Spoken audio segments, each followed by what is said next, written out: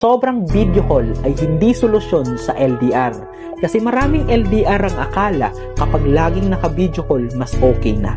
Kapag kita ang muka, mas kampante na. Kapag bukas ang camera, mas safe na ang relasyon. Pero minsan, hindi connection yon, bantay. Proof, investigasyon. Pakita mo paligid mo. Bakit ka nakamute? Bakit nawala ka sandali? Sino kausap mo dyan? Tapos minsan, naka-video call nga kayo, pero wala naman siyang atensyon. Nagsuscroll, naglalaro, tahimik, nagtatrabaho. Halos hindi nagtatanong. Magkasama kayo sa screen ha, pero mag-isa ka pa rin sa pakiramdam. Tandaan po, hindi video call lang nagpapatibay sa LDR. Presence, tiwala, consistency, yung update na hindi kailangang pilitin, yung usap na hindi lang pang attendance, yung loyalty na hindi kailangang bantayan. Kasi kahit buong gabi kayong nakakall, kung wala siyang respeto, hahanap at hahanap pa rin niya ng paraan.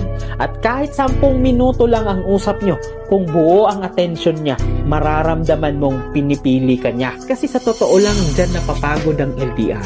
Hindi lang sa layo, kundi sa call na mahaba pero walang laman. Ulitin ko, dyan napapagod minsan ng LDR. Hindi sa layo, kundi sa call na mahaba pero walang laman.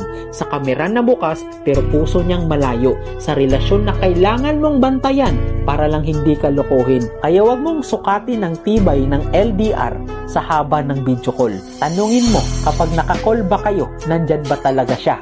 Kapag hindi kayo magkausap, tapat pa rin ba siya? Kapag walang camera, pinipili ka rin ba niya? Dahil kung kailangan mo siyang bantayan buong araw, tiwala ang wala.